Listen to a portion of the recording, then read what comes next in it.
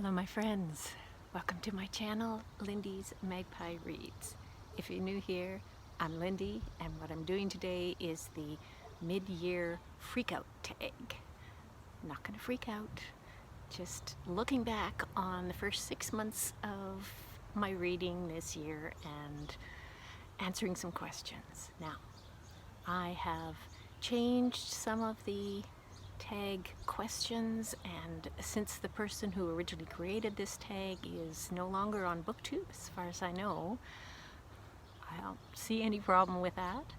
And Shelley Swearingen on her channel decided to keep the best book that she's read so far this year till the last question, and that makes so much sense to me. I do that on my recent reads and Friday reads videos all the time, so that's what I'm going to do with this list as well. You can check the description box below for my version of the questions. There are 14 of them, starting with what is the best sequel that you've read so far this year? I actually don't read a lot of sequels, but I'm glad that I looked through my list because it's definitely Monstress, a graphic novel series by Marjorie and Tanaka.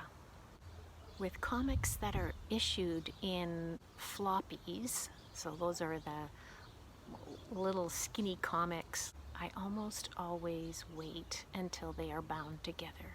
So with Monstress, I read volume 1, that's 6 issues bound together some years ago, and this year I read book 1, which is 3 volumes, hence 18 issues, and loved it. I am going to go on and read more, but I want to thank Doris of Aldi Books for reminding me what a great series this is. Next, a new release you haven't read yet, but want to. There's so many. I just had to pick one. And this is the one that I chose, Soil by Camille Dungy. It's a memoir subtitled The Story of a Black Mother's Garden. I picked this up for Independent Bookstore Day. I know this because there's a little I survived Independent Bookstore Day inside. A little sticker that I haven't used. And gardens are close to my heart. Dungy is an African-American poet and essayist, and yeah, to get to this one sooner rather than later. Question number 3. Most anticipated release for the second half of the year. And again, I've got several, but I'm only going to mention one because this is the only one that I've got pre-ordered, and that is Falling Back in Love with Being Human by Cheng Thom. Cheng Thom is a Chinese-Canadian trans woman who has written poetry, fiction, non-fiction, kids books. This one that's coming out is non-fiction. The title alone makes me want to read it. I feel like I need to fall in love with being human again too. So that's my most anticipated. Number 4, biggest disappointment. I think that's The Berry Pickers by Amanda Peters, because I was so excited and the premise is so good, but I just didn't fall in love with her writing. So yeah, that was disappointing. I gave the book 3 stars. I think it's fine, but I just really wish it was better. What can I say? Many readers love this book, so don't let my disappointment with it deter you. We can't love every book. Number 5, biggest surprise. That would be No Friend But the Mountains by Behrouz Boochani. was translated by Omid Tofigian and Alenka Ropret. I listened to the audiobook read by multiple narrators, and the reason I was so surprised is because I had tried reading the print version last year and I just couldn't get into it. So I'm so glad that I gave it a second try. It blew me away.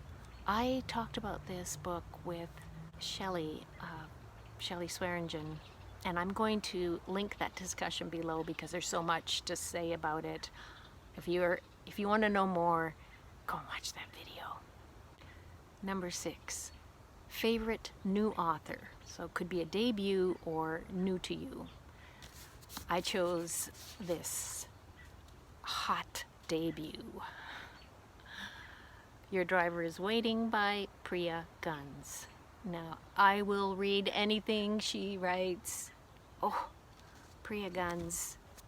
She got me in the feels, she got me in the thinking. A really smart story. I love the central character, Damini. I love everything about this book. Newest favorite character. Well, I could choose Damini from Your Driver is Waiting, but I've already used that one. So I'm going to go with a character from a book I read way back at the beginning of the year, Hotline, by Dimitri Nasrallah.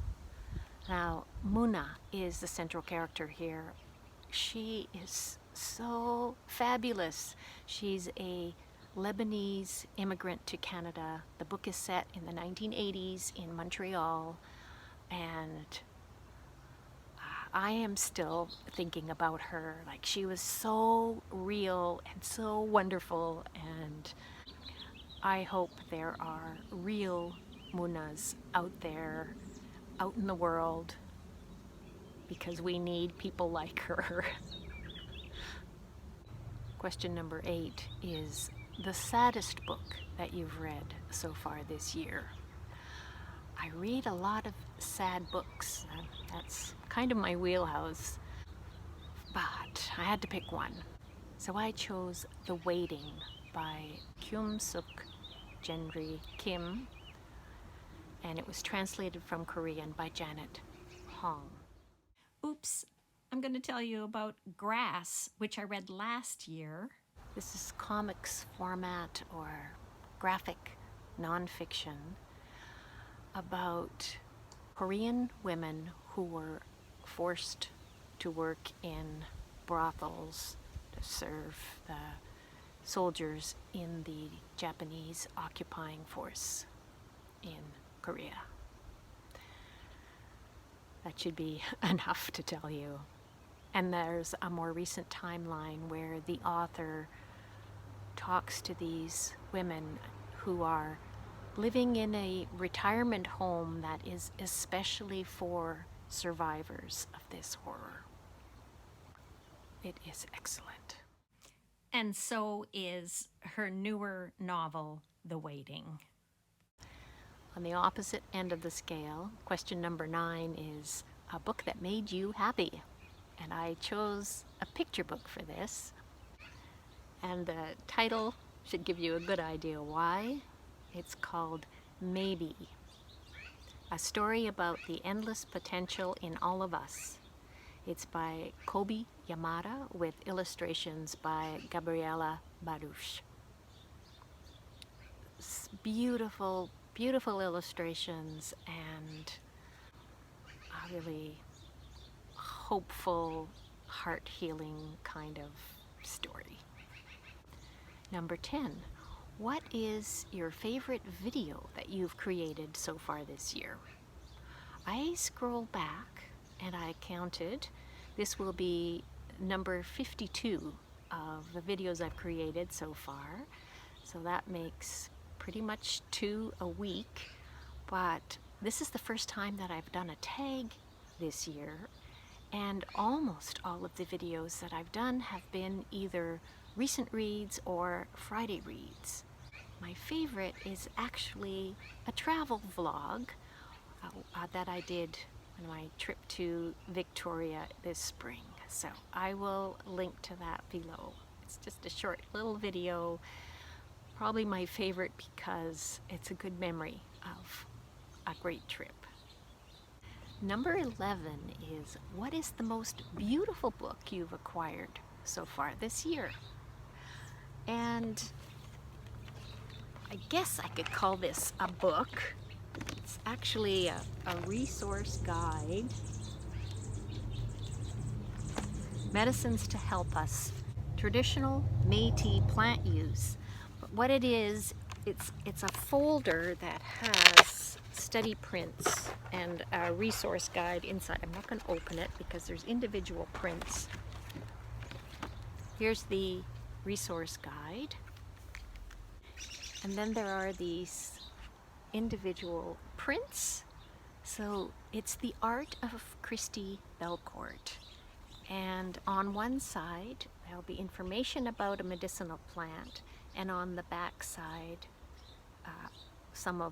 a portion of a larger piece of Christy Belcourt's artwork. On this one, you can see flax and yarrow, both of which I have in my garden. And this one has got Saskatoon flowers and berries. Again, I have those in my garden too. There's also burdock here. You can put all of these together to form a larger painting, I guess, print, like what you see on the cover. Everything about this is beautiful.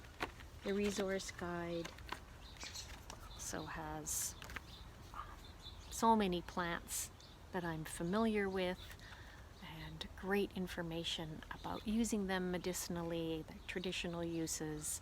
And also there's a language aspect to it with Michif phrases.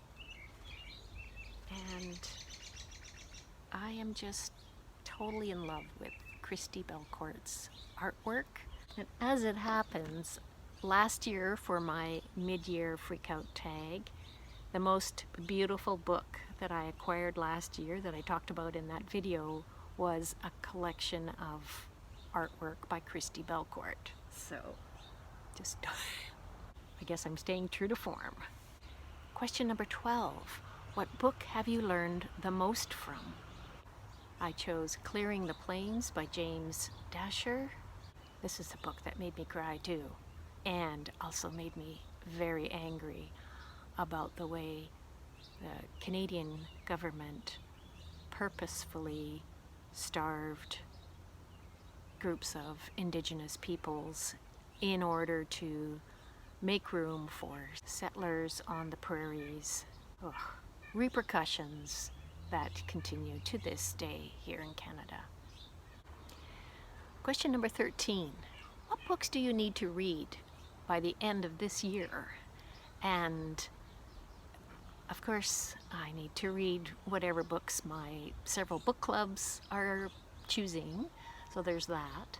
And also upcoming, I have got buddy reads with a few booktubers, starting with The Tin Flute by Gabrielle Roy. I'm going to start this next week with Marilyn Maya Mendoza.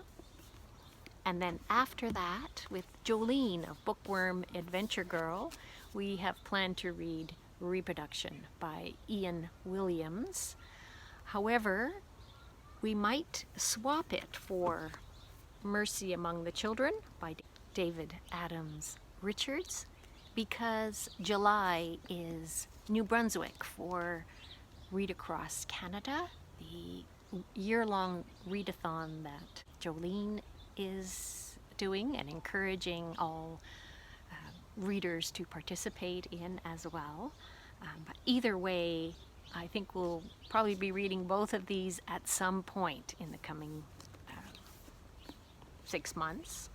And I am also going to be buddy reading Tomb of Sand by Geetanjali Shree, translated by Daisy Rockwell.